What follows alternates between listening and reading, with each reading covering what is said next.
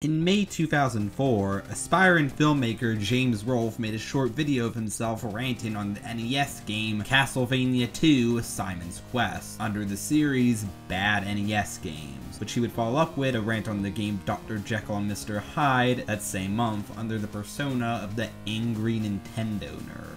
Which would have been the end of it if his friend and collaborator Mike Matei hadn't encouraged him to produce more episodes on YouTube 2 years later in 2006, which by extension makes this guy one of the most important people in the history of the internet. And suddenly, he was one of the hottest things on the net, with everyone wanting to be him. Not only was he a subversion of what people expected of a critic, with him openly presenting himself as an angry, foul-mouthed, alcoholic nerd, not only did he change the expectation of what a review should be by incorporating skits and story elements into his reviews, but his production values and filmmaking skills were clearly a cut above almost everything else on YouTube at that time. And with that kind of success comes copycats, and one of these was Doug Walker, who basically copied the nerd's format, just less funny, less well produced, and instead of reviewing bad video games from his childhood, Doug reviewed bad movies from his childhood, under the persona of the nostalgia critic, an angry, foul-mouthed, alcoholic critic. And by doing that, he established the rule of thumb that on the internet, if you want to review a movie, you don't actually review the movie, but riff the movie and then give your actual thoughts at the end, that most reviewers would follow for years to come. As well as solidifying that if you want to be an internet reviewer, you've also got to dress like a cartoon character, and have some quirky catchphrase. What were they thinking? Hello, I'm the Nostalgia Critic. I remember it so you don't have to. The amount of influence these two men would have on internet culture cannot be understated, with tons of people taking a stab at reviewing in their styles, either by just straight up ripping them off, or reviewing stuff from their own niche. If you were an internet reviewer in the late 2000s or early 2010s, you were inspired by one or both of them. Even to this day, I think it's pretty safe to say that all game reviewers owe themselves at least a little bit to the AVGN. And most movie reviewers can also probably be at least traced back to the nostalgia critic. And from people trying their own niches, there was born a new subgenre of internet review, the animation reviewing community. It used to feel a lot smaller. Nowadays, cartoon reviewers feel like they're a dime a dozen, but back then, there were only a handful of notable creators. And calling it a community is also a bit of a stretch. There was some crossover, but in general, it was just kind of a bunch of completely unassociated creators who all just so happened to tap into that same niche, and thus there was a lot of overlap amongst their fan bases. They weren't nearly as interconnected as they are now. But while cartoon reviewers are more common and popular nowadays, the small number of popular creators back in the day meant that when a reviewer did make a name for themselves, it felt like it meant a lot more. It gave them a lot of influence on the general consensus on certain shows, episodes, and movies amongst a larger animation fandom who watched their videos. Sure, there are still some people today who take certain critics' words as gospel, but I don't think it's nearly as common as it was back then. And you definitely see a lot more varied opinions expressed by different reviewers now than you did back then. This is a part of the reason why the cartoon reviewing community, especially the older one, has gotten a bit of a bad rap over the years. But I don't think it's fair to judge an entire online community without actually closely examining at least a few of its key figures. So that's what I'm going to be doing today, looking back at 5 of the most popular and influential creators of the early cartoon reviewing community. Specifically those from the first generation, the ones that popped up around 2008 to 2014, or as I like to call it, the nostalgia critic generation, since all of these guys were at least partially inspired by Doug Walker and or James Rolfe. Meanwhile, those that would soon follow were actually more inspired by these first gen reviewers. And in doing this, I will determine if it really deserves such a bad rap, or if people are over-exaggerating. This is the golden age of cartoon reviewers. And by the way, they're very angry.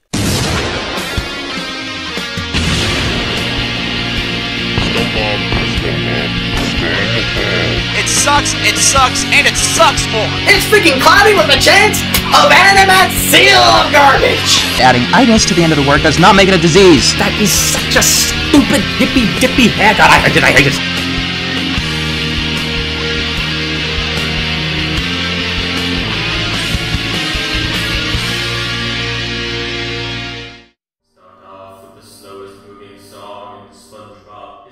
what better place to start when it comes to old cartoon reviewers than with the first ever YouTuber to primarily review cartoons, as far as I'm aware, Pie Guy rules. There might be cartoon reviewers that predate him. Pie Guy has even said that he was partially inspired by other Cartoon Network and Nickelodeon rants at the time, but these videos have either faded into obscurity or are completely lost to time. Pie Guy is definitely the first person to grow a significantly large fan base by reviewing cartoons, starting his channel on April 9th, 2008, and uploading his first video the next day. Though he actually wouldn't upload his first cartoon review type video until May 18th, a whole month after the channel's creation. If you're wondering what the channel was used for before this, well, at first Pie Guy actually took a stab at another now long dead trend of internet video, the abridged series. You know, videos where people would dub over and re-edit pre-existing videos in a humorous way. Pie Guy did Animal Crossing Wild World abridged, which might seem like an odd choice of source material since most abridged series were of anime, but he was apparently inspired by another Nintendo-themed abridged series at the time, The Legend of Zelda abridged. Despite formerly being a Pie Guy superfan, I had actually never seen a single full episode of this series before making this video, as I can't say I was very interested. But watching it now, in some ways it was better than I expected, but in other ways it was just as bad as I expected. The plot is, well, I'll just let the intro explain it. This is the story of a boy named Bob. He had a normal house and he had a normal job. Then one day he got into a cab, thinking he could meet Captain Crunch. Captain Crunch wasn't real. Now he was trapped in this town of horror. He was never allowed to escape because there was no exits. Now he works for the Mafia and has to adjust to this town. It may not be a fun way to live, but it sure as heck is entertaining. So I hope you will please enjoy the show. Please enjoy the show. And from there, it's just kind of Bob derping around, sometimes going on tasks assigned to him by Tom Nook, who fat shames the mayor, even though he's easily the best character. Oh, that nice old man that looted from me. At one point, Pie Guy tries to have this subplot where Bob secretly joins the rival mafia, but that never goes anywhere. Pie Guy also tried to do a thing where viewers could vote for the ending of one episode, but that had pretty underwhelming results. One thing I will say is that our main character is a total prick who at multiple points in the series leaves other characters to die, kills an owl's dragon uncle, and later tries to kill said owl for no reason. I slayed that dragon. But my uncle's a dragon. He killed an owl. Lies about mutilating Mr. Rossetti for no reason. Yeah, that's what you get for singing Hannah Montana. Is an implied sexist and homophobe. You're a woman. Sorry, I hadn't realized. We can't build houses or buy one. You have to live with him. That's kind of creepy and gay. And at one point tries to indulge in underage drinking. Mr. Nook, I'd like one bottle of your most expensive champagne.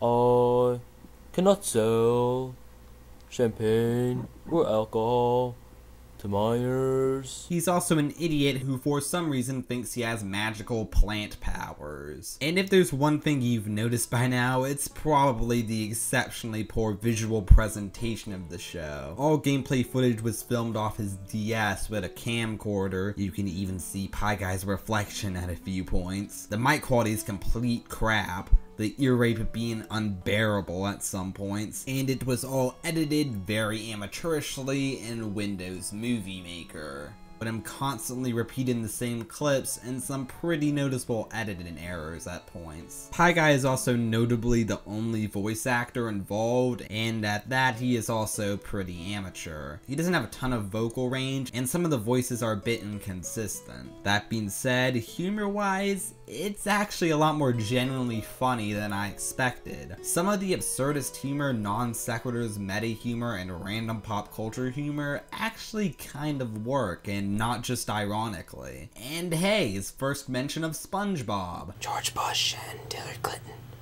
and Satch Bell and SpongeBob, yes, you could save them. I also like the fact that he made his self-insert character a homicidal hobo. You're gonna have to stay with AJ. Who's AJ? Well, an insane hobo that lives in the attic of the abandoned old shack. That being said, once you get used to the show's style of humor as I did marathoning these episodes, it can get very tiring, and some of the running jokes get very repetitive. But all the problems I've mentioned can be excused by the fact that he was an inexperienced 14-year-old. For a while the series would continue alongside his rant videos, but ultimately it would abruptly end at episode 17 due to Pie Guy losing interest. Apparently there was a movie posted to his now defunct website at some point, because of course every YouTuber at the time had to have some sort of other affiliated website. What exactly this movie entailed, I don't know. But like all of his website exclusive content, it is completely lost to time, along with his old Twitch account, Screw Attack videos, his Blip exclusive videos minus his Fairly Odd movie review, and a handful of his YouTube videos, including all his comic book reviews minus one, and a 2-year anniversary 6-part mini doc, which I remember watching, and would have probably given some nice insight into these early years of his career, but alas. If you're wondering Pie Guy's feelings on the Animal Crossing Abridged series in later years, they're pretty much the same as mine. Look, as rough as some of those cuts are, like, oh god, I'm holding the DS and you can see my hands and it moving and you can see where I looped it. As rough as it is, I think it's still funny, to be honest. If you ever want proof that I'm a funny person, you look at that. And I'm not saying that with a big ego, I'm just saying it makes me laugh when I go back and watch them.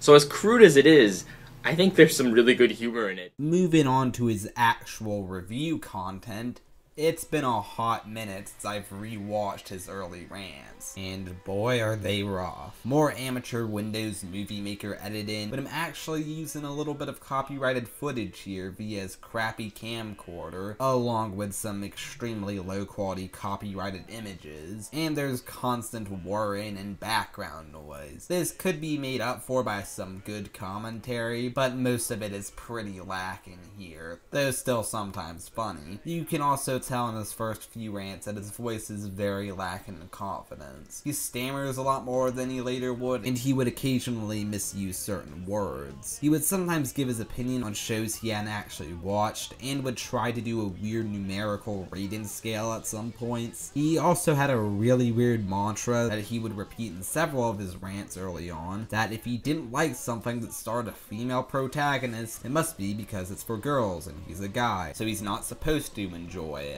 Hannah Montana. I think that show's terrible, but you know, I'm a guy, so I should. H2O I've never seen.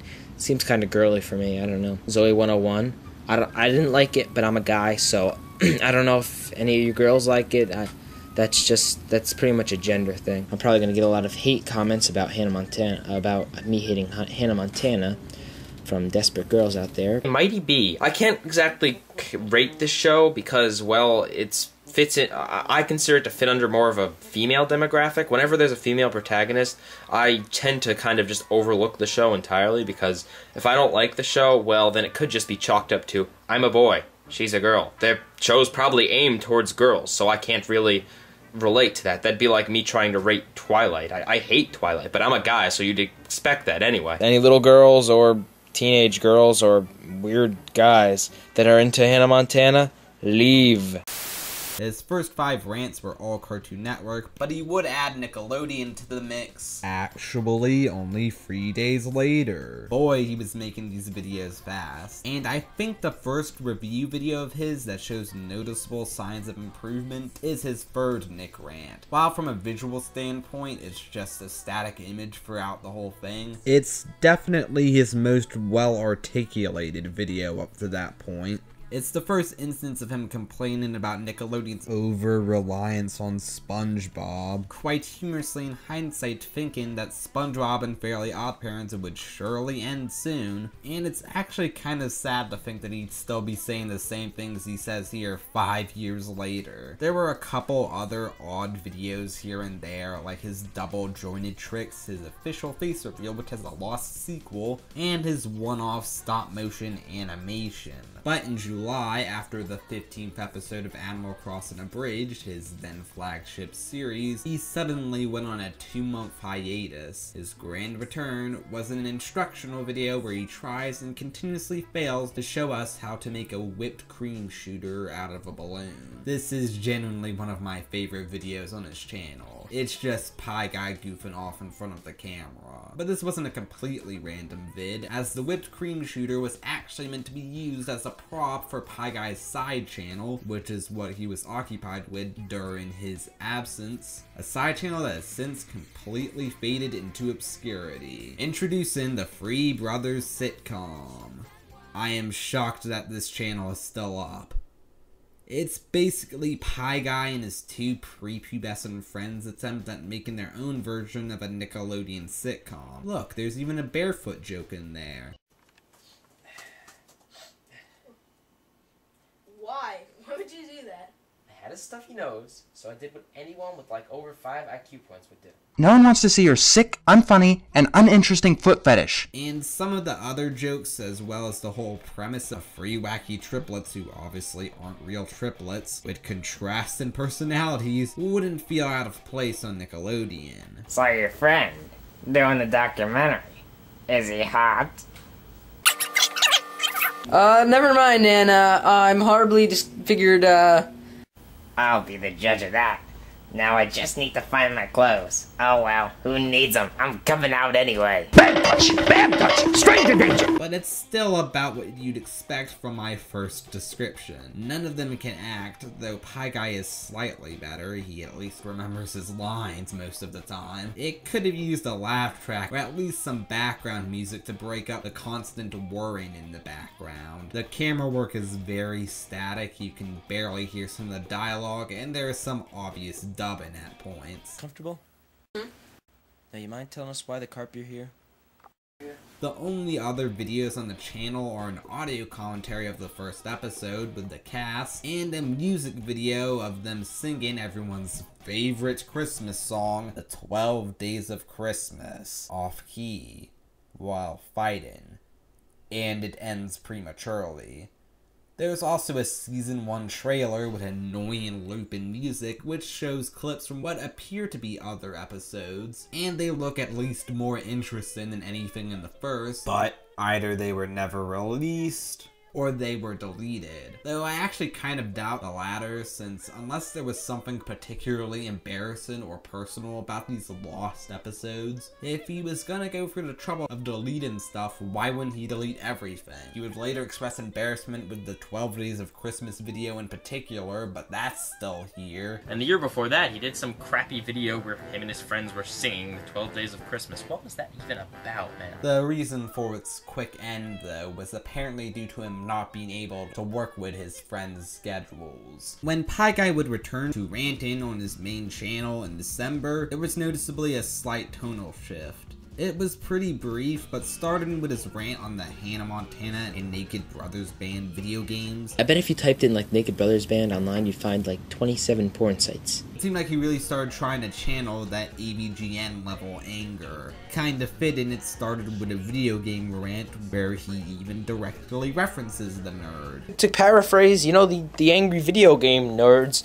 work. But this is something he would rarely try to do later on. I feel like he later struck that balance of being able to get angry for comedic and dramatic effect when needed in a way that felt believable while still not coming across as a genuine overreaction. In these few videos, it comes off fake enough to know he's not actually overreacting, but not real enough to where it can be funny, if that makes any sense. He also had a weird habit of using the word bloody and even demonstrated Godwin's Law. I think Hitler was nicer than this. I really do. And I think he must have realized this approach wasn't really working, since by his first rant of 2009, he already kinda stopped trying to do this. Though it does briefly return in his CN Real rant, which is a pretty fitting subject for it to appear in, though ironically his CN rant just before this one was actually more skeptically optimistic than anything. And his CN Real rant is also edited like no other video on his channel with rapid-fire Google images. His one surviving game review from his Pie Guy Reviews series, Hyperscan, is also very clearly directly inspired by the AVGN,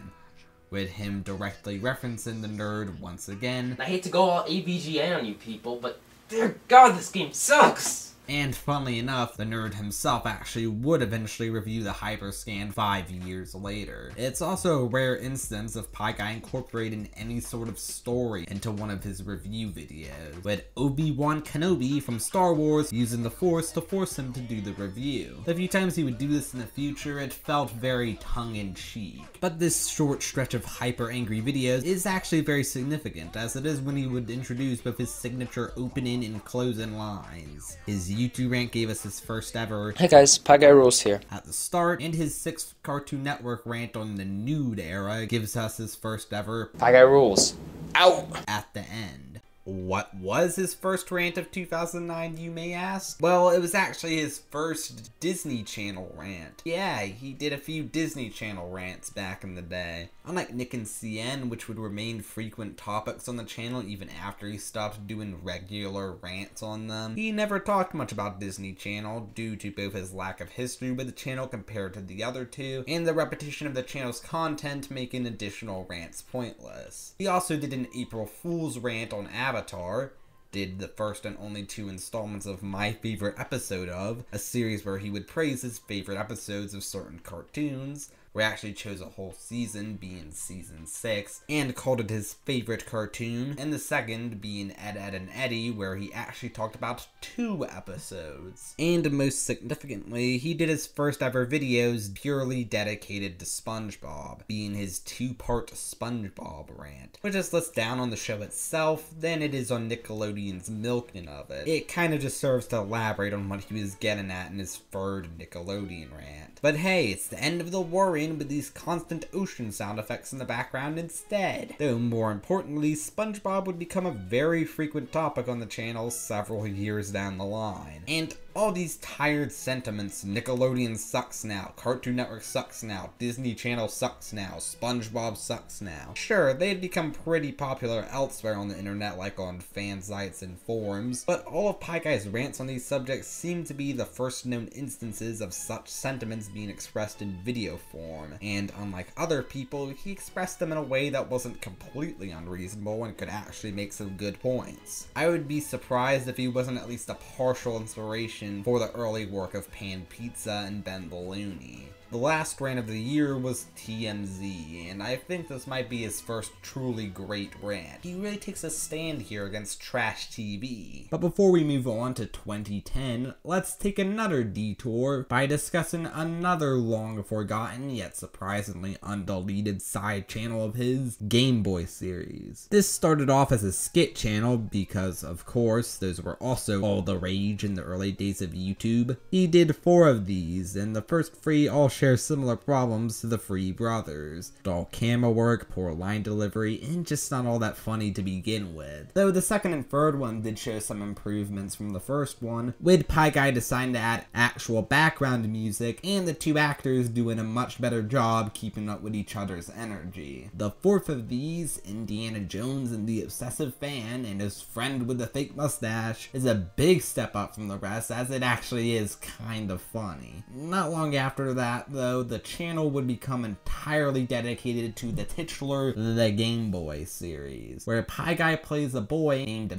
Mario Gamer, obsessed with the Game Boy, who must save his twin brother, Danny Samuel, also played by PieGuy, who is favored by their parents and prefers the DS, after he gets trapped inside the Game Boy Color, by playing different Game Boy games and beating characters from the games. He builds a team consisting of Pikachu, who's kind of an a-hole in this series, Snake, and Mario, who here solely serves the role of exposition dump. Eventually, the evil version of PieGuy's brother comes out of the Game Boy, and he's literally just PieGuy but dressed entirely in black because of course he is. My favorite thing in shitty video game or movie review, any kind of review, is where the evil version comes in, it's just them in black clothing. It's the funniest fucking trope. I want more of it. He's super over the top and hammy and mostly non-threatening, but he teams up with a mysterious greater evil named Mirage. It kind of reminds me of the bowler hat guy from Meet the Robinsons for some reason. He also gets a villain song. Welcome all my honored guests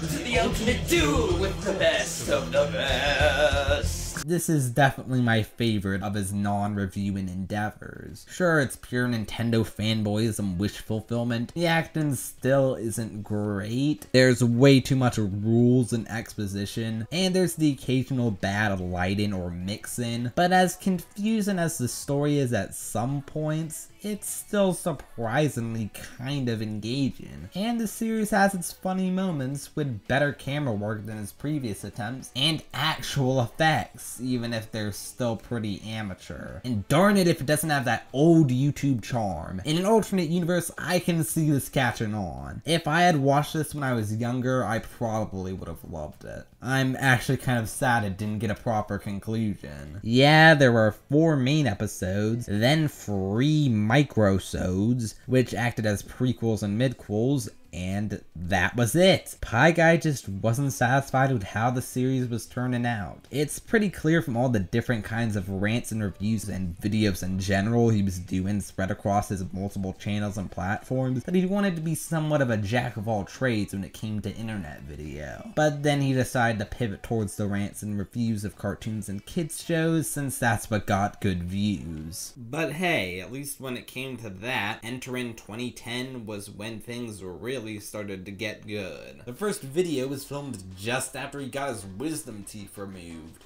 Now that's dedication, even if the video is just him filming Wikipedia off his computer with a camcorder. He would do his first Kids' Choice Awards video, ranting on the 2010 KCAs, celebrated April Fool's Day once again, did a CN Rant special, which mostly just existed to plug his friend's channel, ranted on the end of Nickelodeon magazine, and he would do both his last Disney Channel rant and his last original Cartoon Network rant. This one focusing on the 2010 Check It rebrand, where he's very pessimistic about the future of the channel, which is ironic when you consider the next CN show he would review was Adventure Time, and he immediately praised it, with it also becoming a very frequent topic on his channel later down the line. And he reviewed it alongside Fanboy and Chum Chum, which was probably Nickelodeon's most hated show at the time. And yeah, he jumps on the hate bandwagon. In a video that perfectly represents the transition between his attitude of Nickelodeon sucks now and so does Cartoon Network, and his new attitude of Nickelodeon sucks now but Cartoon Network's improving, which would also soon become the general consensus online. He also did a couple of these supplementary rants back in the day, which mostly existed to elaborate on certain things, usually in response to confused or angry comments, which didn't last very long, but in a way they would be brought back years later. He also did this epic summer promo where half of the content promoted is lost, along with his unfinished Christmas series he did this year. But while it might not seem like it, the most significant video he made in 2010 was actually his 8th Cartoon Network rant. The actual commentary is not what's important here. It's basically just talking about how Cartoon Network had shifted from targeting cartoon fans of all ages with its content to mostly just kids. But what is important is the visuals, just the white background throughout the whole thing. Why is this? Well, it's because Pie Guy's channel was now offered monetization, but denied it due to his use of copyrighted material in his videos. So to avoid copyright issues and for the sake of monetization, Pie Guy developed his signature style, where in all his videos where he wasn't on camera, he would exclusively use his own graphics as opposed to actual footage or images of the subject matter. These would start off very minimalistic, usually just some sort of variation of his logo, with maybe some random effects thrown at it, but they would get much more elaborate as time went on. 2011 saw the end of his original line of Nickelodeon rants as well, with a rant on their current sitcoms, and a rant on Teen and Nick's advertisements, if you even want to count that. And with that, the network rants in general came to an end for a while, with him focusing more on rants and reviews of specific shows rather than the networks as a whole. Besides that, 2011 was pretty much business as usual from 2010. He did another April Fool's video, this one very bittersweet in hindsight, was very optimistic about the Looney Tunes show but very angry at Seth MacFarlane's Flintstones reboot that didn't end up happening. In general, Pie Guy was always pretty negative towards Seth Seth MacFarlane in his work. He ranted on hate comments, Cartoon Network's 2 big blunders from that year, and an encounter he and his girlfriend had with a particularly mean driver, and then left for England and came back to rant on a particularly bad episode of The Fairly Odd Parents he had just watched, with light, sad piano music in the background. He again thought the show would surely be ending soon, though Pie Guy's idea that it was meant as a backdoor pilot for a Poof spin-off was actually correct. On the more positive side, he got hyped about TeenNick's then new and now defunct late-night block of 90s Nickelodeon reruns, The 90s Are All That, in the video that marks the first appearance of Pie Guy's somewhat signature sweet-as-heck goatee and mustache. And he introduced a series called Makes Me Happy, where he talked about items from his childhood, Nick Magazine, Knack Knacks, and his childhood invention, bouncy SpongeBob slippers. These were the only 3 episodes. On that note, for the Christmas special this year, he showed off Christmas toys from the 2000s year by year as seen in the catalogs of several defunct child-oriented magazines. Nickelodeon Magazine, Nintendo Power, and Disney Adventures. The last of these was actually released in January 2012, and he didn't end up going past 06. 2012 would be a year of him building on the foundation set by the previous 2. He ranted on Fred the Show, saying he wished Nick would get Lucas to do something original for them. Then he got Marvin Marvin. He got hyped about Toonami's return and Cartoon Network's 20th anniversary. Did his first ever TV log, which are raw vlog style reviews of new cartoon episodes, usually with him wearing some sort of nerd shirt and or having some sort of nerdy backdrop behind him. Some of these he would do standing up, which created a very awkward angle. He rambled about Gravity Falls, Disney cartoons in general, and the Ninja Turtles, did his first few DVD reviews, and he reviewed iCarly's finale while also giving his thoughts on the show as a whole. He also started a very short-lived yearly tradition on the channel where he would look at the Wikipedia lists of Nickelodeon and Cartoon Network's currently airing and upcoming shows and comment on the shows listed in what he called the State of the Network Address. The only other year he did this was 2013, and as should be expected, he is very down on Nick. He even used the word piss. That's how you know he was serious. You couldn't piss me off more. That's the closest Pie Guy would ever get to a swear word. He always tried to keep his videos mostly kid-friendly, and in some videos acknowledged that some of his viewers were indeed kids. So I respect it. He rages about the Monsters vs. Aliens series. Didn't we already do this? He legitimately thought the channel would go under soon, even though it was still beating Cartoon Network in ratings. Though, to be fair, this is when the Gibby spinoff was still gonna be a thing. 2012 was also when he did his original free SpongeBob episode rants. In his old SpongeBob rant and Nickelodeon rants, he wasn't that negative about the current state of the show itself, but boy did he change his tune. This is when he first coined the term scumbag. Though back here it was used to refer to the post-season 4 episodes as a whole, rather than specific bad episodes or seasons. He occasionally says something kind of stupid, but overall I'd say these free rants hold up okay. They consist of Spongehenge, his then least favorite episode of the series, and the one that made him initially give up on it. Face Freeze, a highly requested then recent bad episode.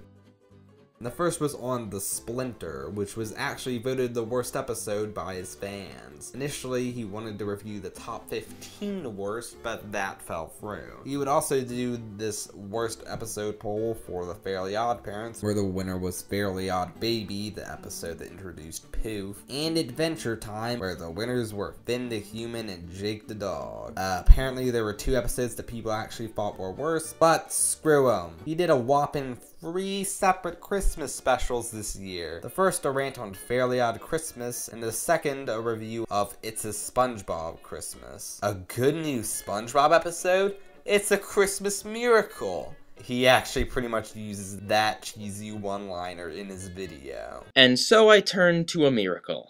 A miracle that would be a good new episode of SpongeBob SquarePants. The 8 previously mentioned reviews and rants were all done in a Nostalgia Critic play-by-play style, with him actually reviewing the episodes as he watched them. Pretty much live, as he didn't write scripts at all at this point, and even in the future rarely would. Which is something that he seems to see as a weak point nowadays, but honestly, I think he usually got by pretty well without them. As by the final takes at least, he was always able to articulate his opinion in a clear and logical way. Now, the idea of a Nostalgia Critic style play-by-play review with no clips sounds like it would be a disaster, especially considering how the Nostalgia Critic's own clipless reviews turned out. But while it was a turnoff for some, I think Pie Guy always gave you enough context that you didn't really need the visuals to understand what he was saying, even if you hadn't seen what he was talking about. Though weirdly enough, in his end of the year FAQ, Pie Guy mentions that he had the idea of substituting clips of the shows he talks about with footage of him reenacting them. Now tell me that doesn't sound hella similar to the Nostalgia Critics clipless reviews 3 years later. It's definitely for the best that he never actually did this, but at the very least, it would have been good for the lulz. The third and final Christmas special of the year was his review of a highly requested show, My Little Pony: Friendship is Magic, because it was obligatory that every male animation reviewer at the time make a video confirming whether or not they were a brony. Pie Guy was in fact not a brony, but he liked the show well enough. Oh, and it's also Pie Guy's first collab featuring Wily1080, some rando gamer who serves as the proud brony in the video to balance out Pie Guy's non-broniness and noticeably lower quality footage.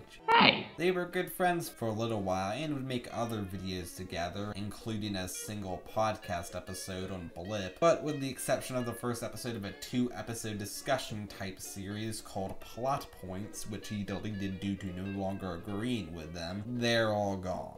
2013 is the year that changed everything, and my personal favorite year of his channel, besides maybe 2015. Not best necessarily, but my favorite. It's also his most productive year, with him releasing 152 videos, which can be attributed to the fact that most of what he made during this year had a very quick production turnaround. He did a few more DVD and Blu-ray reviews, regularly scheduled rants on certain new Nick and Cartoon Network shows, including Teen Titans Go, though besides it being a spin-off, he was actually pretty positive towards it the first time around. And he still did a miscellaneous rant here and there. He reacted to certain news related to those channels, as well as doing videos explaining how he'd improved the 2 channels, and reviewing Cartoon Network's app as it was at the time. He gave 5 facts about reboots, did some more Adventure Time episode reviews, did his last April Fool's rant, celebrated his 5th anniversary by revisiting his old Nickelodeon, Cartoon Network, and Disney Channel rants, and finally posted his Grow Up Timmy Turner review from 2 years before. How can I put this delicately?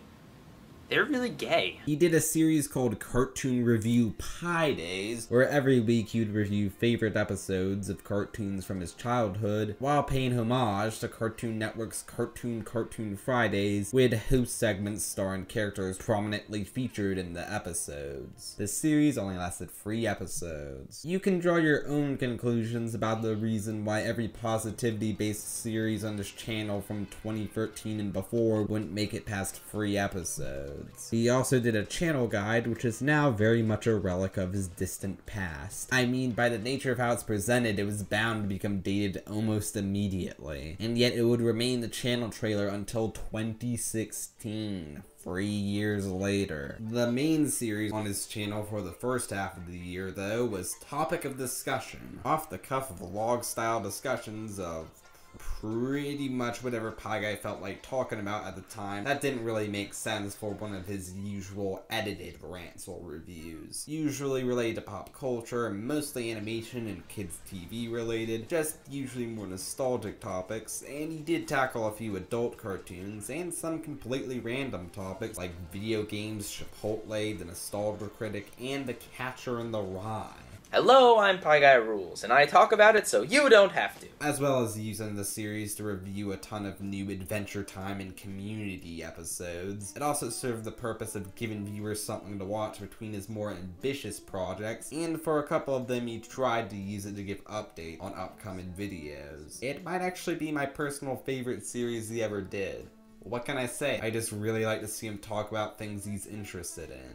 And the series gave us a very nice variety of topics. Though the series would end abruptly in June, and when it came to his Adventure Time episode reviews / vlogs, he would end up transferring them to the TV Logs series, where he would also do a bunch of Legend of Korra episode reviews and review the first couple OG DuckTales episodes for whatever reason. It's in one of these topic of discussion episodes that we find out where the name Pie Guy came from. It was his randomly generated name on the Cartoon Network browser game, Cartoon Orbit, though he did also really love pie. His real name, AJ, would be revealed in College Confessions, his realist series. A 7-episode mini-series, I guess, where he tells various stories from his crappy first college under his real name. This series would also unfortunately end very abruptly. The real OGs will also remember that before his Pokemon side channel would be converted to Pie Guy Plays, where he would do Let's Plays of cartoon-based console and handheld games before becoming refocused to Pokemon again. Pie Guy Plays actually originated as a series on the main channel where he would play Nickelodeon and Cartoon Network browser games, with the exception of Ben 10 Hyperscan. This series would end abruptly in April 2014. He also had a Minecraft Let's Play channel with his friend called Jazzy Pastry, which still exists, but with all the videos removed, and for some reason the channel icon has been changed to a naked woman. The closest remnants of any actual videos are collaborations with another small Minecraft Let's Player. This was the first year he did a video voting in the Kids' Choice Awards, mocking Nickelodeon's out-of-touch choices, particularly when it comes to video games, while acknowledging he's not much more in touch with what kids like than they are. This is pretty much the only tradition from the glory days of his channel that Pie Guy would keep up with until his quiet retirement in 2022. In 2013 and 2014, he also did videos reviewing the actual award show itself, and videos looking over the results, but then he just stopped caring. He's a good guy. He's great.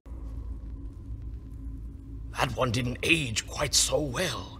2015 and 2016, he did it with his then-girlfriend Erin. 2017, he did it live. He skipped 2018. In 2019, even during his recast phase, he managed to do it during episode 30 of the recast, with co-host Monsters Review and guest stars Shadowstreak and Kuro the Artist, probably the two most frequently recurring guest stars on the show, though they accidentally voted in the Greek Kids' Choice Awards. Though the real reason it's my favorite year of his channel, of course, is that it's the year of his classic outro with that classic Kevin MacLeod music and that sweet New York City landscape from outside his dorm room. The landscape outro would be retired by the end of 2013, though he would continue to use that same music mostly at the end of his SpongeBob reviews, but occasionally in other videos. In October 2015, he replaced it with a remix of the SpongeBob background track Tomfoolery for his SpongeBob videos, which isn't a bad track and is more thematically fitting, I guess, but I got kind of tired of it after a while, something I can't say about the OG outro music. And he also had this alternative ending theme for some of his non-SpongeBob videos, which really did not do it for me. But of course, the most significant videos he made in 2013, the videos that would change his channel and his life forever, were the first 3 installments of his Every Episode of SpongeBob Reviewed series, where he would review every episode of SpongeBob season by season starting from the beginning. He decided to do this after seeing a forum post on the SpongeBob fan site Sponge Buddy Mania, saying how they thought that SpongeBob was actually improving, while Pie Guy was still declaring that the show would never be good again. And after watching the then latest episode, Little Yellow Book, and seeing how awful it was, it made him want to see both what led the show to fall so hard from its glory days, and be fair to the later seasons by actually going in and rewatching and reviewing all the episodes, and tallying all the good and the bad to determine which seasons were truly good and bad as a whole. Since, yeah, as Pie Guy says in the first of these, the general consensus before he went into this project was that the first 3 seasons were completely perfect, season 4 was split, and everything after that was completely bad. Saying otherwise was blasphemous. But Pie Guy was willing to spot the duds in the pre-movie seasons and find the good episodes in the post-movie. Few people lump season 5 in with the dark ages of the show anymore, which I think is largely thanks to Pie Guy. Now, of course, with this you can tell that Pie Guy actually ended up creating a new bandwagon of people coming to agree with his initially unique and or controversial opinions, making them the new popular opinion, but that's not really his fault. It's pretty much the nature of sharing your opinion publicly. There's gonna be some people who blindly agree with what you say,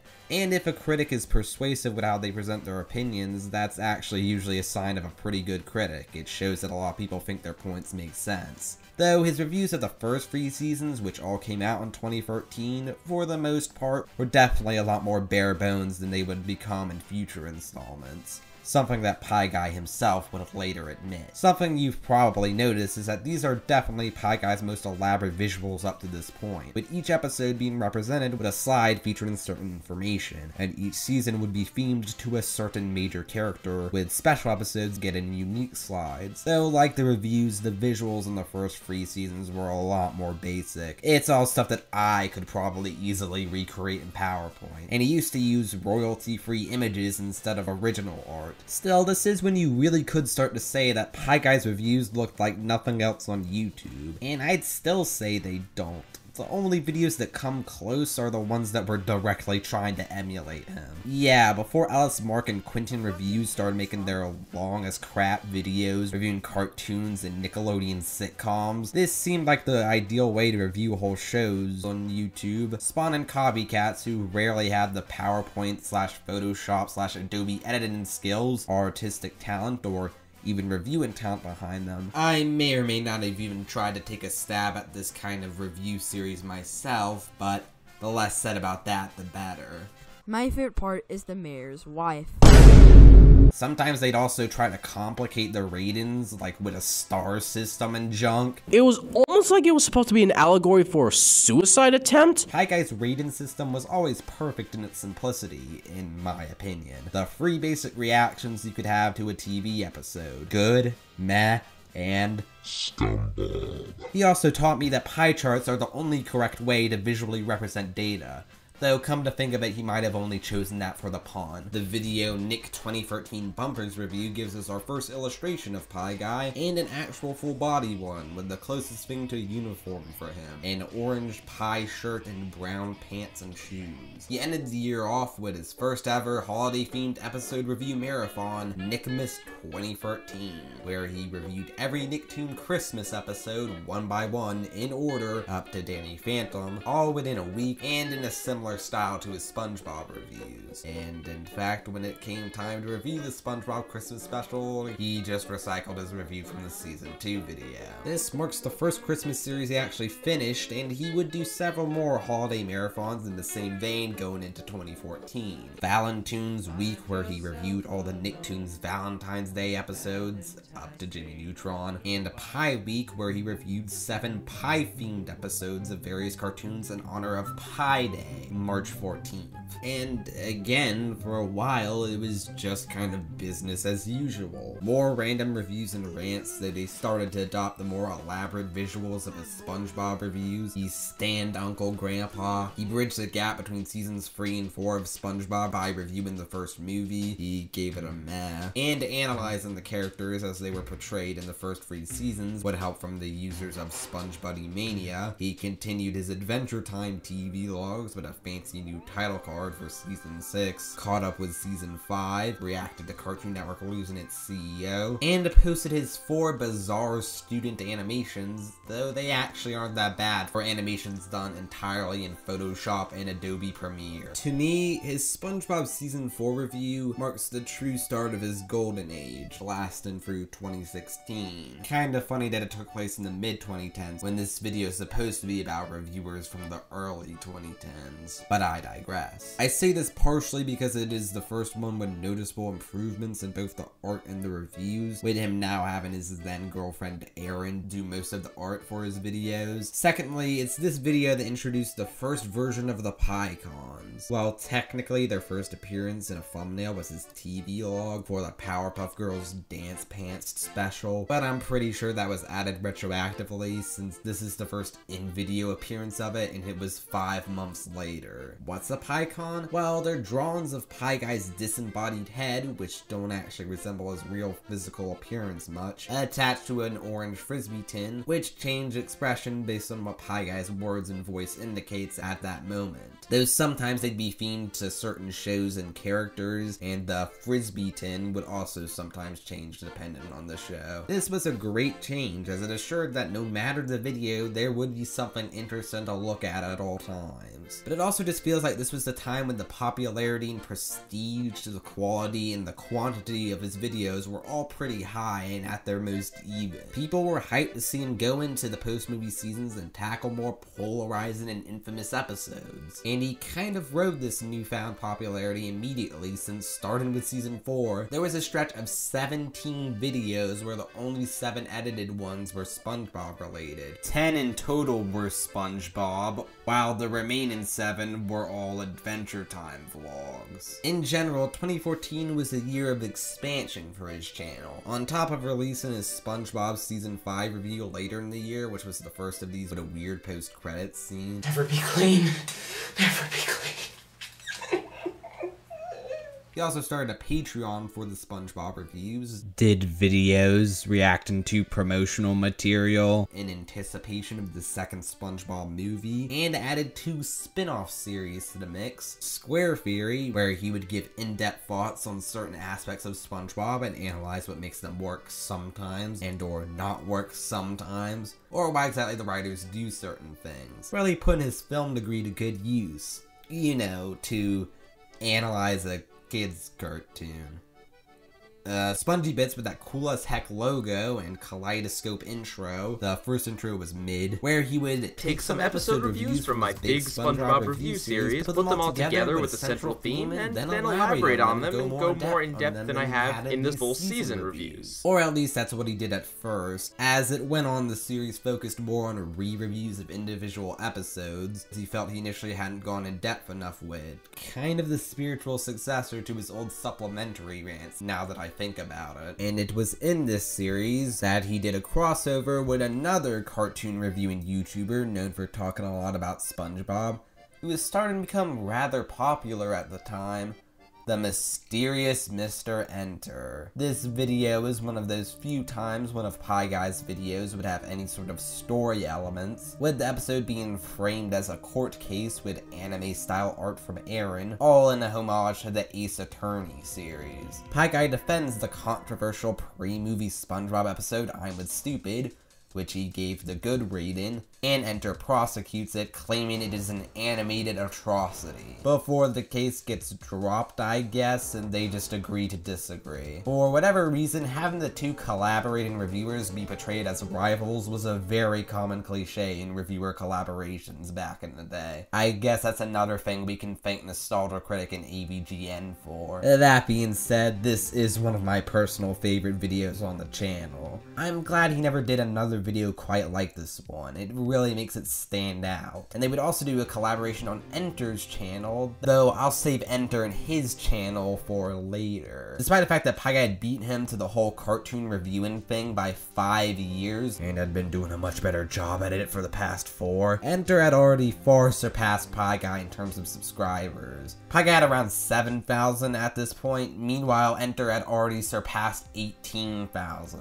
So really it was mostly Pie Pie Guy who would have been the one benefiting from this. It assured that despite the fact they wouldn't really keep in touch after their 2 collab videos, their fan bases would forever overlap. And wouldn't you know it, just 2 months after their collab on his channel, Pie Guy posted his video in celebration of hitting 10,000 subscribers, and it's also shown in the video that he had recently joined Channel Frederator, a review of the then new and final Fairly Odd live-action movie, Fairly Odd Summer, which coincidentally is another one of the few Pie Guy videos that has story elements, with Pie Guy's anti-version, Anti-Pie Guy, coming in and being blue and having a British accent and a pitch-shifted voice, and having all the opposite opinions from regular Pie Guy. Sounds pretty cliche, but Pie Guy kind of acknowledges this by straight up telling him, "We don't do characters on this show." And it's another one of my favorites. Anti-Pie Guy's only other significant role would be later that year during Pie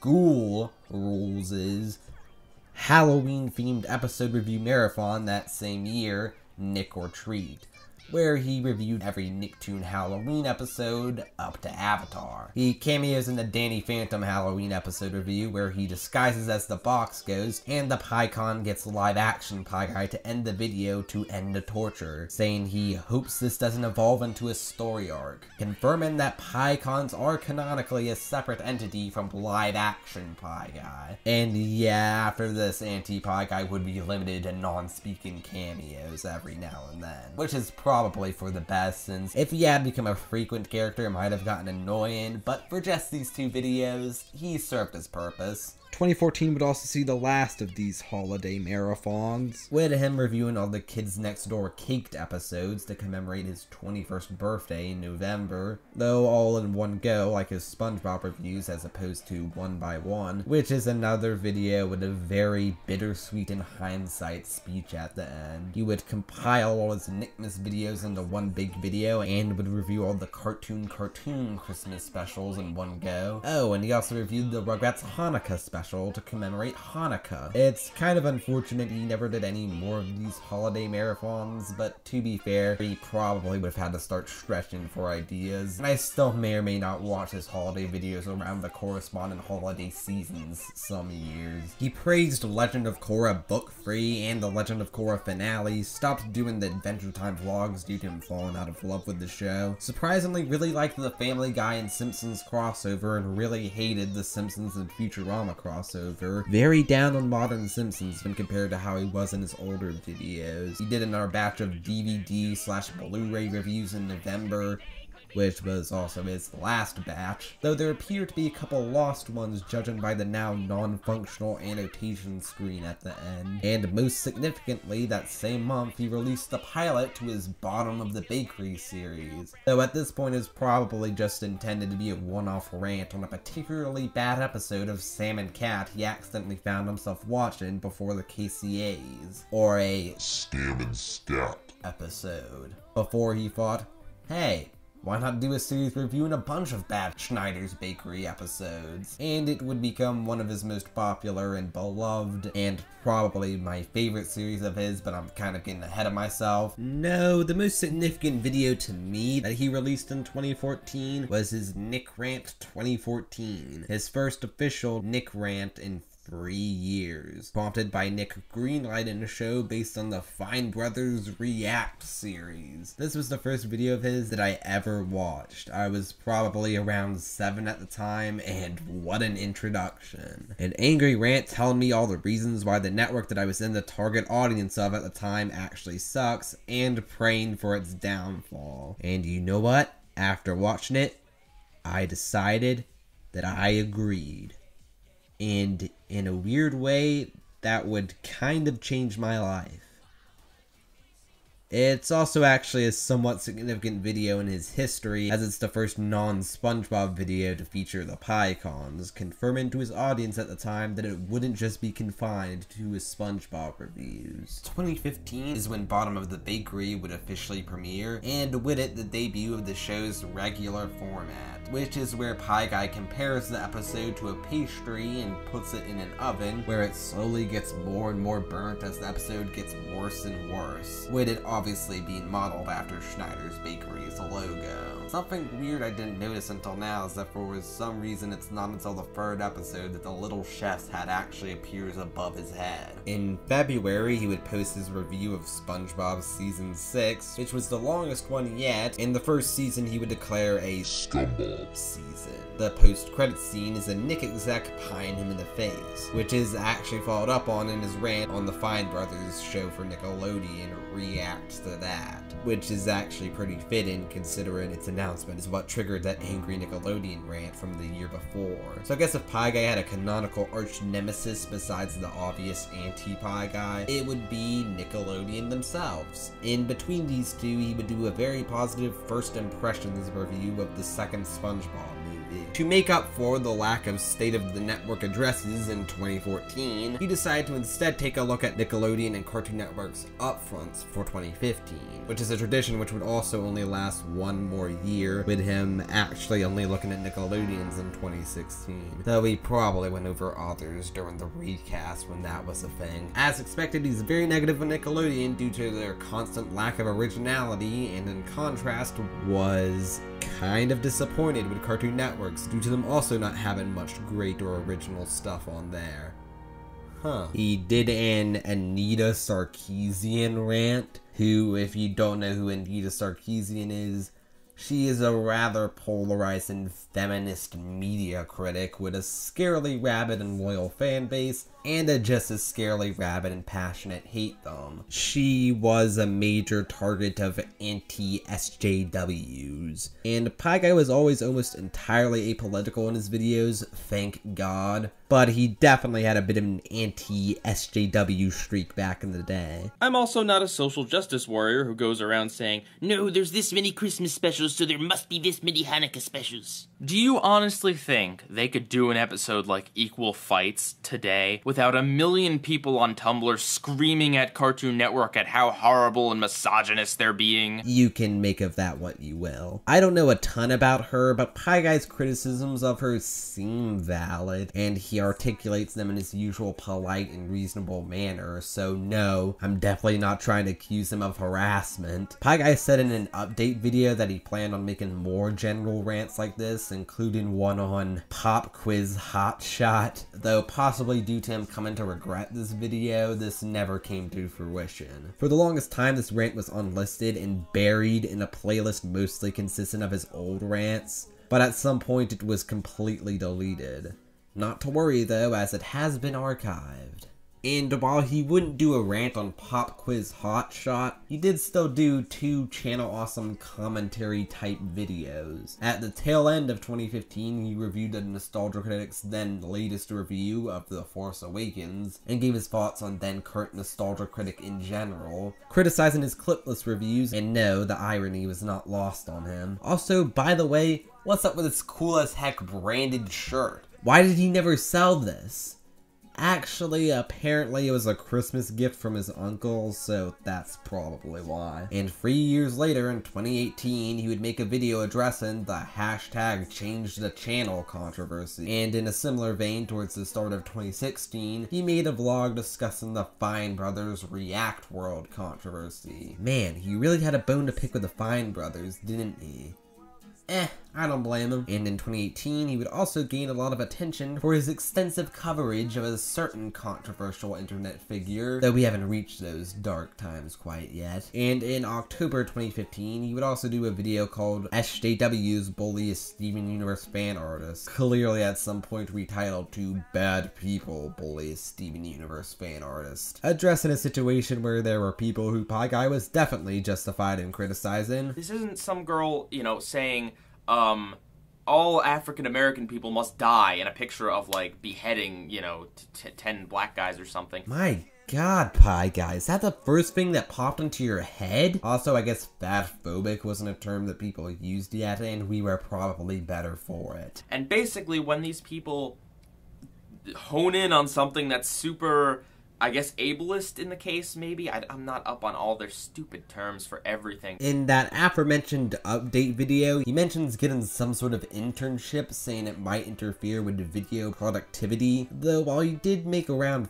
30 less videos in 2015 than 2014, it was still a good amount of videos, and a lot of the videos in 2014 were vlogs and those holiday marathons, the first 3 of which he reviewed each episode one by one. So it really didn't affect much. And as I said earlier, this is my favorite year in terms of his content along with 2013. Yeah, my 2 favorite years are the one right before his golden age and the one right smack dab in the middle. I think he gave a nice mix of new and old topics while still continuing to improve from the last year. He would continue Square Theory, where he did his first and only recap video, and Spongy Bits, while also reviewing random episodes and shows both in edited and vlog form. He did 2 more Teen Titans Go rants since he thought the show had gotten much worse, while also making a video announcing that he would stop the Teen Titans Go rants. He correctly predicted that the Powerpuff Girls reboot would suck, and the era where people were scared Cartoon Network would start relying too heavily on crappy reboots, even though besides Teen Titans Go they all bombed. No, Cartoon Network's downfall would end up being much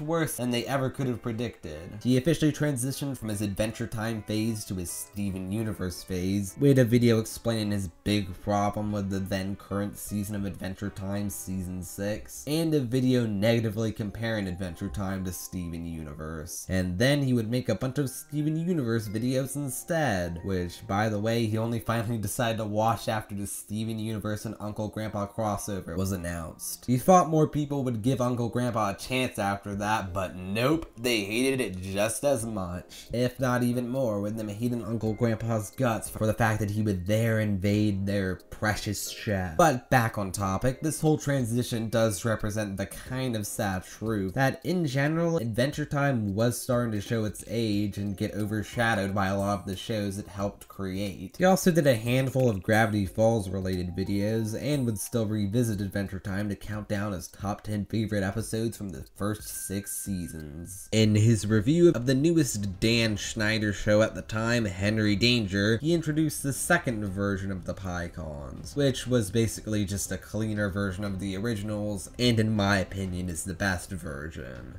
which I'll explain later. And afterwards in the bakery videos, the little chef's hat would actually get placed on his head as it should be. But enough about details that only I care about. While we're on the subject of the bakery series, it's this year that he would introduce the more positive counterpart to Bottom of the Bakery, the Bizarro Bakery, where he would review not necessarily the best episodes, but episodes that tackle similar plots and concepts to each episode reviewed on the other show, but that execute them much better. And it's here that we finally got Drake and Josh. In November, he would try to do his one and only live TV log on the Adventure Time Season 7 episode Varmints, one and only because it had rather underwhelming results. And of course in December he would release his SpongeBob Season 7 review, where he would also give it a scumbag. I think I have to go do something.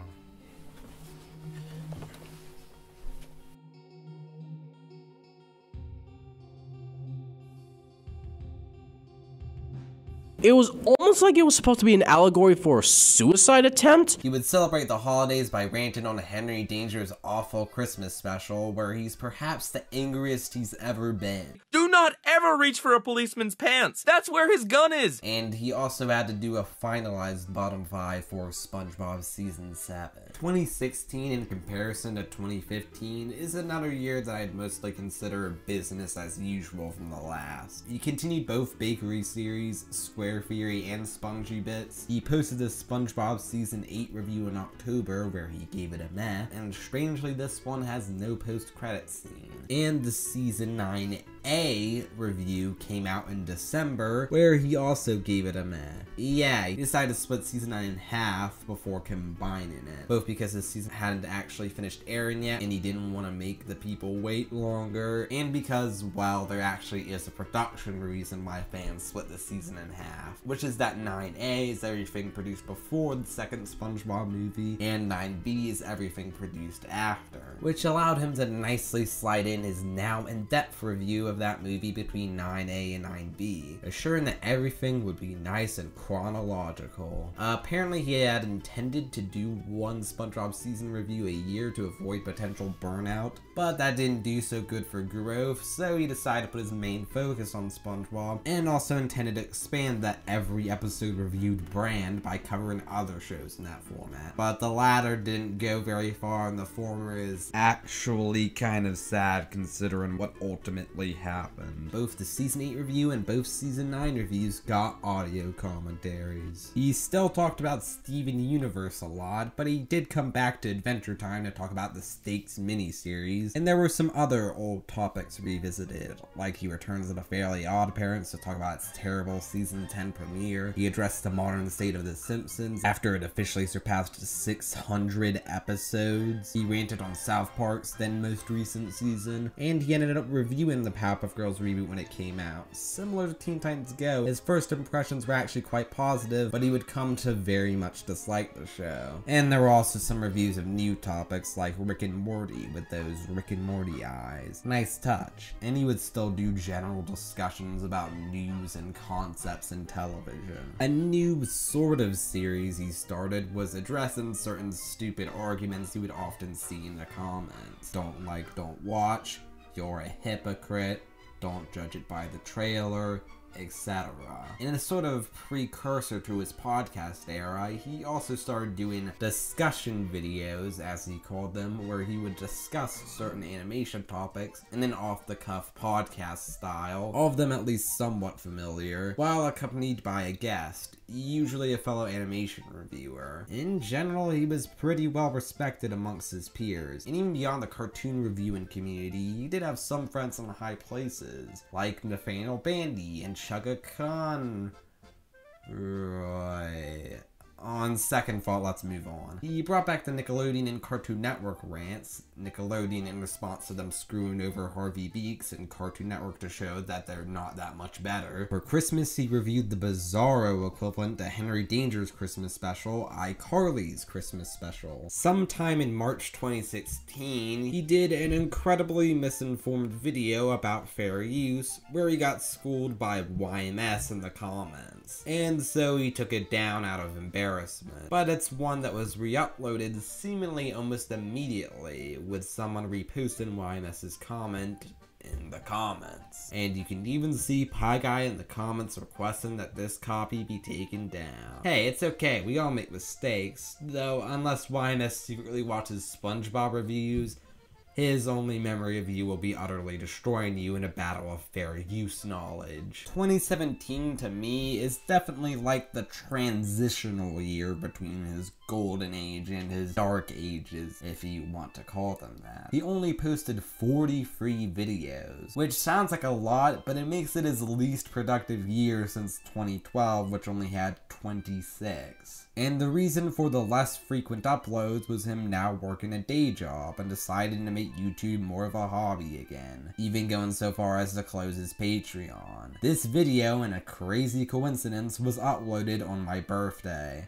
What a gift. Also, it might just be me, but I feel like in some of these 2017 videos, he already seemed to be lacking his usual enthusiasm. He released the SpongeBob Season 9B review in May as scheduled, where he gave the half season a good, but the season overall a meh. He did the top 5 worst and best episodes of the season, and then combined 9A, 9B, and the top and bottom 5 all into one big 3-hour video, which just so happens to be the most viewed video on his channel. He did a few more Square theories, and one of which he says he'll be making SpongeBob videos for years to come. Ha ha ha. He didn't do a single Spongy Bits, and there never would be another, though he did do his first SpongeBob top 10 list not associated with Spongy Bits, a video looking over SpongeBob's history with the Emmys, a video pitching several SpongeBob episode ideas, as well as a video pitching a singular SpongeBob episode idea. The Bakery series would not return until the very end of the year,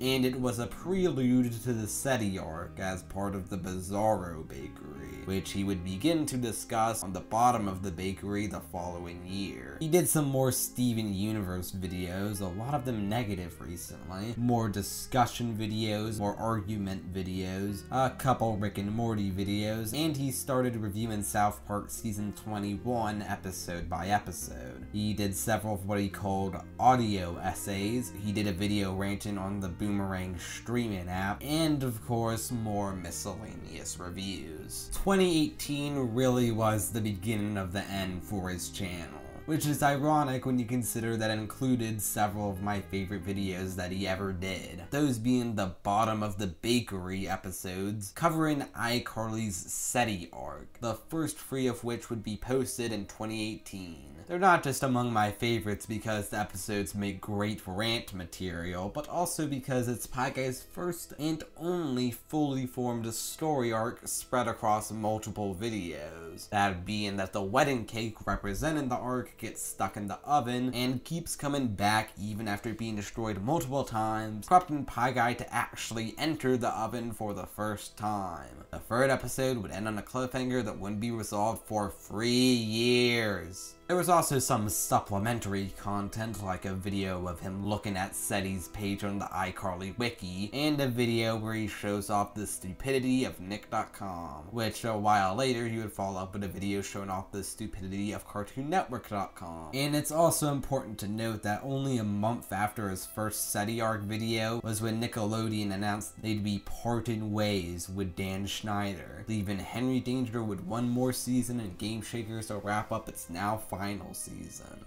In terms of SpongeBob, he did what would end up being one last Square Fury over a year after his previous, and did a couple more top lists and a video comparing seasons 4 and 5. He did a Simpsons episode rant relating to the problem with Apu, did some more videos reacting to certain cartoon news, did a video talking about how Adventure Time had actually gotten good again, did some more videos complaining about Steven Universe along with a bunch of discussion videos because, of course, took a second look at the Boomerang streaming app, and of course he celebrated his 10th anniversary on YouTube. In yet another video that is very bittersweet in hindsight. Here's the 10 more years.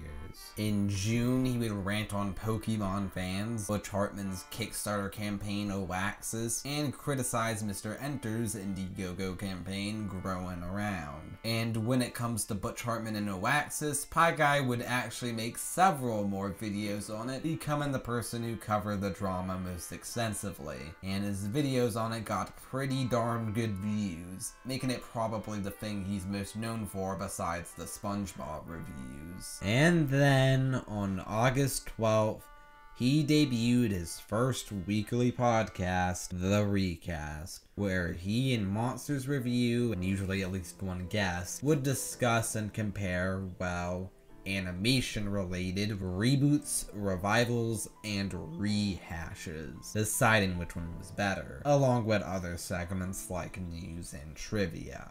But what was the likelihood that this podcast would completely take over the channel? He still managed to do his first every episode reviewed project about something besides SpongeBob, with every episode of Teen Titans Season 1 reviewed, which would be the only Teen Titans one he ever did. He still managed to reopen his Patreon and release the SpongeBob Season 10 review in September, with art done mostly by him, and fancy new PieCons drawn by Kuro the artist. And look, PieCons 3.0, or Anime PieGuy as I like to call them, these are the objectively best drawn PieCons. But I think this is a case where less was more in terms of detail. It's just kind of uncanny to see this disembodied head drawn in this much detail as opposed to the very simple faces used previously. When it's put on a body it looks fine, but just the head, it doesn't look right. And this would also be the last season of SpongeBob he would review. I'm going to go find a nice retirement center for YouTubers who have given up on their big main projects that everyone loves. So with that, PieGuy rules out.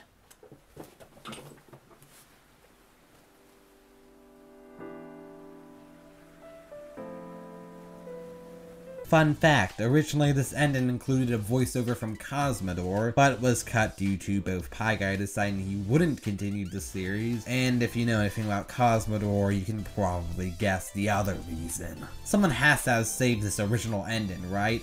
Release the Cosmodor cut. And he would celebrate Halloween by reviewing Scooby-Doo Mystery Incorporated, in a video where he calls himself PieGuy Ghouls, which I suppose is a better pun in the sense that it can actually be considered a pun, but it doesn't roll off the tongue nearly as well as Pygul rules. But after that... Nothing!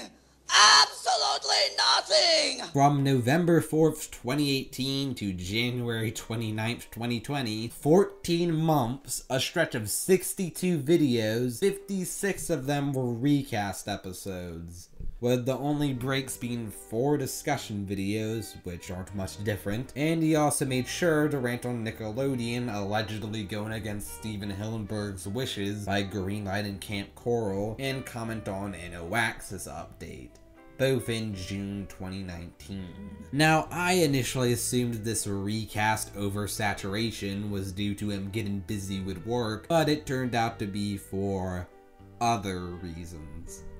Some people were upset by this, but I didn't mind that much. Was I upset by him not continuing the series and the type of videos I initially watched his channel for? Of course. But to me, it seemed like a nice compromise, allowing him to make mostly low-effort content, while still providing us with the animation analysis we came to the channel for, with a good concept and a nice variety of topics. And I watched the podcast pretty regularly and enjoyed it fine. That being said, I was still kind of glad to see it end in January 2020, at 69 episodes, as I was hoping this was a sign that the channel would get back on track to where it used to be, and he would go back to producing the same content and series he was doing before. But... okay, so 2 months after the recast ended, in March, Pieguy would post his first solo video in 9 months, a video reviewing the Disney Plus streaming service. He tried doing a couple of these streaming service videos, a video giving free recommendations of overlooked shows on Disney Plus, a video ranting on Quibi, and a video reviewing HBO Max. None of them got especially good views. The next video after Disney Plus was his regularly scheduled Kids' Choice Awards voting video, this time with Monsters Review and Shadow Street. He did another Steven Universe discussion video with Nintendo, because of course, though that would actually be his last discussion video. And then, only 4 months after the recast ended, he began another weekly podcast, this time with Shadow Street, called Stream Soda, where they would talk about mostly animated streaming shows in a live stream. Hey, it's a double meaning. The fact that he began another podcast so soon after he ended his last one definitely seemed like a bad sign for him making regular videos again. Though this one only lasted 5 months, and all the videos are now unlisted. He did another video on Butch Hartman drama, and then on June 30th, he did a video actually explaining why his channel had become so derailed from what it used to be, and announced that he was done making SpongeBob videos, which marked the first time he'd been on camera in nearly 2 years. What triggered his creative slump was that someone close to him who helped him with YouTube betrayed him. I wonder who that could be. Yeah, Pieguy has never directly disclosed this person's identity. If he doesn't feel comfortable sharing that, it's totally fine and understandable, but especially considering something that we'd learn later, I think it's pretty obvious who it probably was. After that one event though, Pieguy felt like he had lost his ability to make videos, and in general lost that same passion for cartoons that enabled him to make these videos in the first place, which is why he did the recast for so long, to keep some of that passion alive while he waited for it to rekindle. When it came to SpongeBob, he had just become completely burnt out after watching and reviewing the episodes so many times, to the point where he couldn't even truly enjoy the old episodes anymore. He was even gonna re-review season 1, but he gave up. Though notably, he does still leave the possibility of return open here. It's also worth noting that his aforementioned Let's Play channel was still very active at this time. Ultimately, while this video explained Pieguy's semi-absence during those past 2 years, it left Pieguy and his channel with a very uncertain future. Would he go back to frequent uploads in at least the same style as before, even if not necessarily the same series or topics? Or would he continue the infrequent videos for our occasional enjoyment? Or was it only a matter of time before he quit completely? Only time would tell. But for the time being, it looked like the answer was he would continue his infrequent uploads. His next video was like nothing else on his channel, being this weird redub YouTube poop type thing of an old M. Night Shyamalan interview focusing on The Last Airbender, coincidentally uploaded almost exactly 10 years after Pie Guy's initial angry rant on the movie. It was amusing enough, but amongst the rest of his catalog, it does stick out like a sore thumb, and it also didn't get great views. And then in October, after another 2-month hiatus on videos, he did something I don't think I ever could have expected and announced a new every episode reviewed project, this one being Adventure Time. Fitting, seeing how much he had talked about this show in the past, and the season 1 review would come out soon after in November, complete with fancy Adventure Time style PieCons done by Andy, a fancy new intro, and a not as catchy rating system. Alright, seems like a great start, a familiar format with a familiar topic. What was next? Well, his next 2 videos were also on familiar topics, though not in the classic style. They were videos of him basically fact-checking 2 previous rant videos he had done, both related to Nickelodeon. His 2016 rant, where he talks about how Nick seemingly screwed over Harvey Beaks and its creator, C.H. Greenblatt, and his 2019 rant, where he concludes that Nickelodeon was in fact disrespecting Steven Hillenburg's wishes by greenlighting Camp Coral. The former found that yes, it was most certainly true, while the latter was inconclusive but leaning towards Pie Guy being right to begin with. Then Shadowstreak forced him to vote in the 2021 KCAs. Heck, he didn't even want to make the video, but Shadow apparently forced him to do it? Though they actually ended up voting in the UK variant. And also, can we talk about the fact that the year of the James Charles allegations was the same year he was nominated for and won a Kids' Choice Award? Then, in April, 7 months after Stream Soda ended, which is a bit better, he announced that he would be starting yet another weekly live stream podcast type thing with Shadowstreak, called the Award Show Audit, where the 2 of them would review Emmy-nominated episodes in the animation category year by year in backwards order, and choose which one they thought should have won.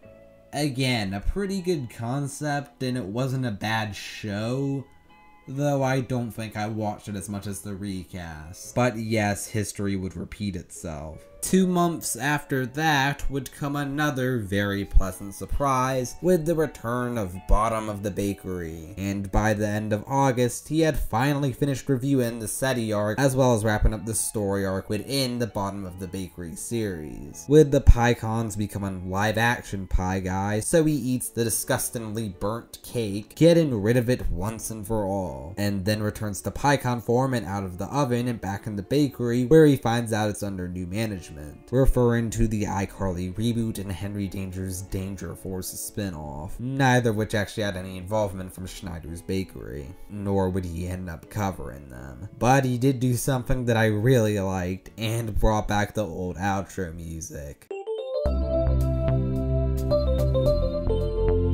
Pie Guy reveals in part 4 that the real reason this show specifically went on such a long hiatus was that around the time he was initially supposed to review it was when he realized that he had actually been in an abusive relationship. And yes, Sam and Freddy's relationship as portrayed in the story arc gets a bit abusive, making it hard for him to talk about it for a while. The last of the SETI arc would also be the last episodes of the Bakery series, period. And you know what?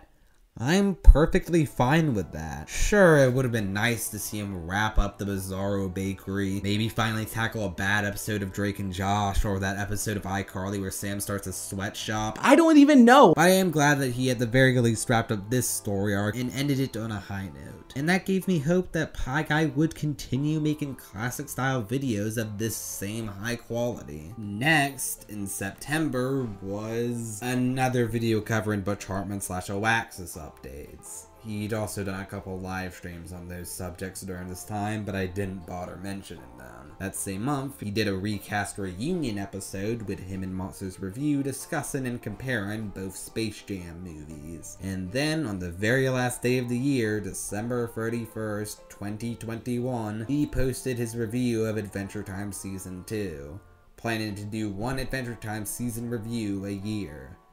This was the last video he posted on YouTube. The award show Audit would have its last episode on April 19th the next year, and even during the award show Audit, he still managed to vote in that year's Kids' Choice Awards with Shadowstreak as part of the show. And after that, his channel was completely deserted. And by August that same year, the same could be said about all of his social medias, leading to some people to jump to some pretty wild conclusions.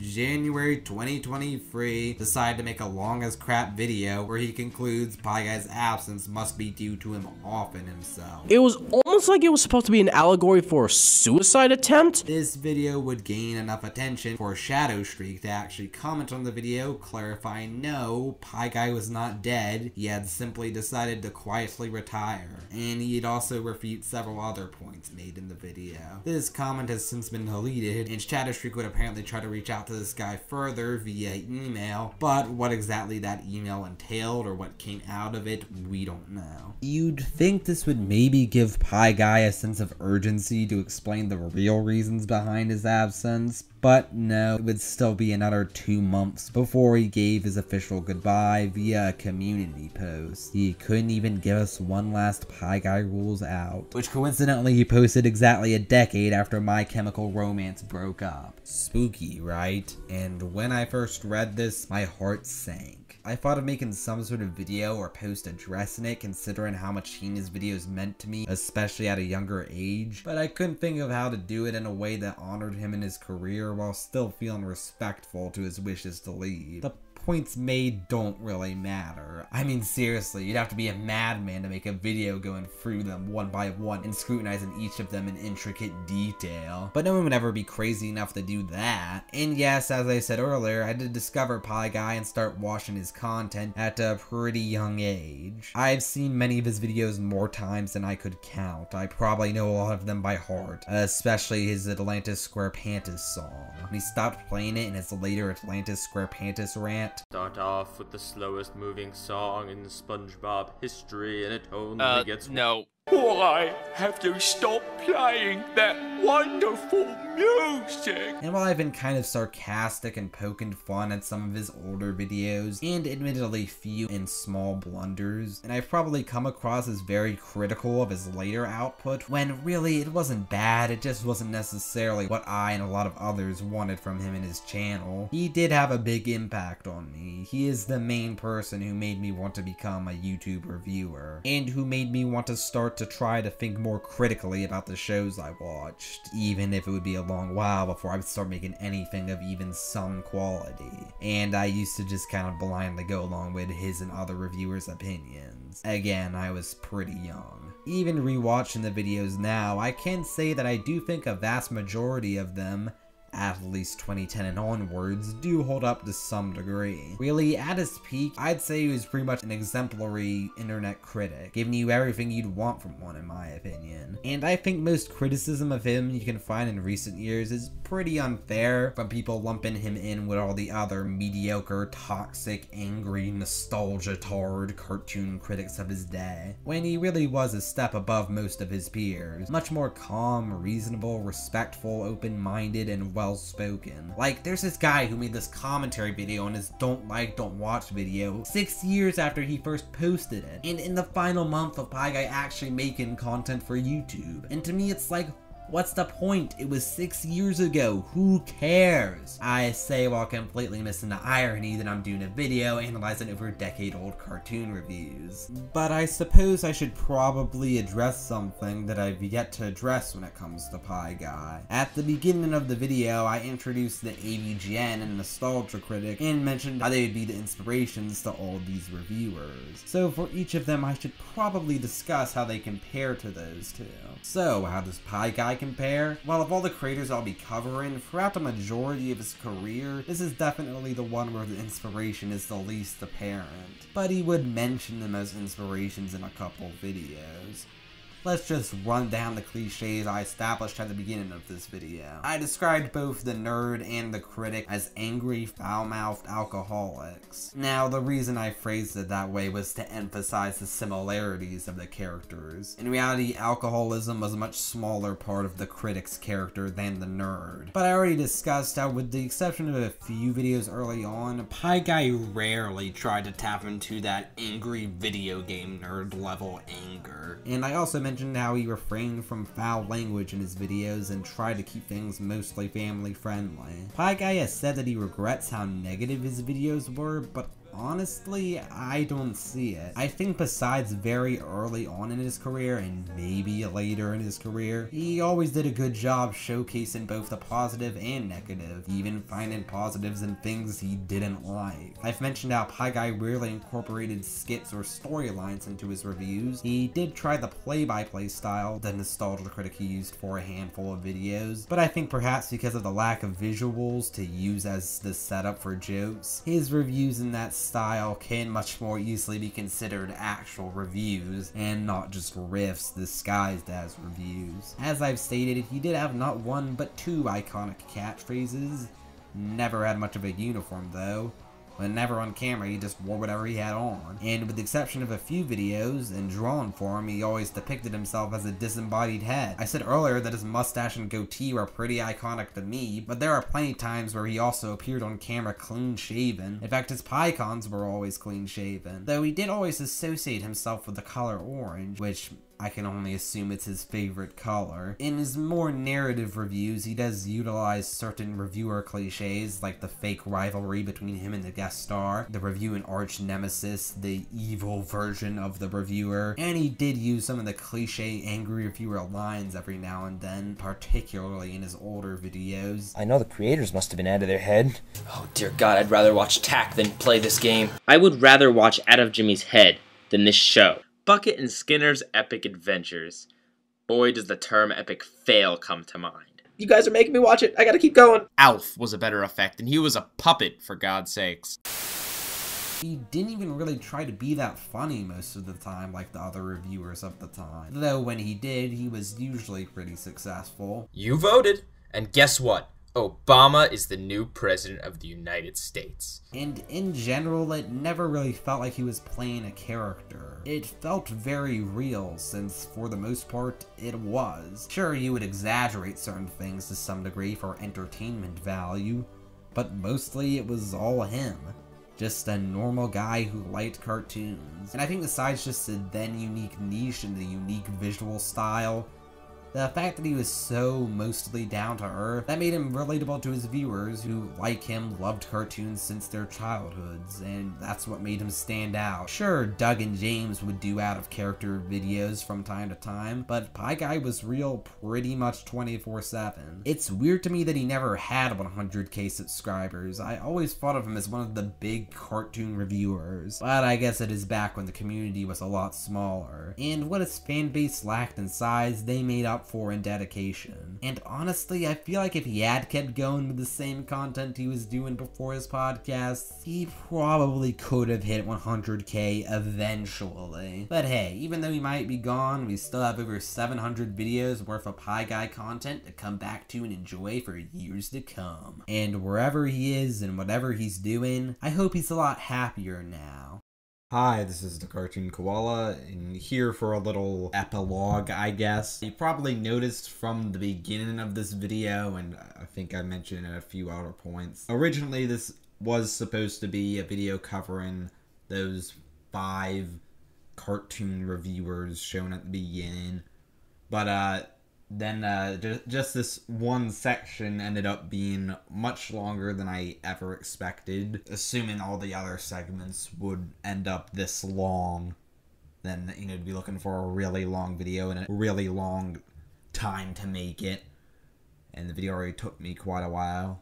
I don't know if each segment would be quite this length, so even if I did make it one big video, it would have been weird to have me talk about this one creator for such a long time, and then the others might be a lot shorter. So I thought it just made the most sense to make this video all about Pie Guy. And he was, as I kept saying throughout the video, he was a big influence on me, so it felt nice to make a video talking about him and his work. And as for the other reviewers that I mentioned at the beginning, I definitely want to do a video about Ben the Looney.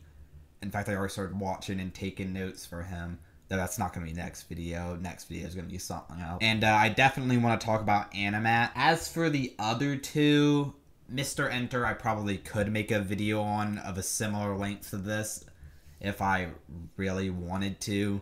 I just feel like it's not as original of a topic. And Phantom Strider, I would like to talk about his old content, but if I do, I don't think it's going to be nearly this long. You know, maybe it can be a little series reviewing reviewers, because there are definitely other ones that I would like to talk about. It's just, I definitely consider those 5 the most notable and interesting of the early cartoon reviewing community. So yeah, expect more videos reviewing reviewers, since it is a topic that I find very interesting.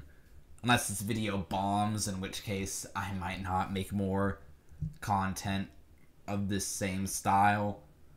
But I feel like even if this one doesn't do well, there is a chance that, you know, since it's different topics each time, that other content in the same format could do well. That's pretty much all I have to say. This is the Cartoon Koala, and I'll see you in the next video. Bye.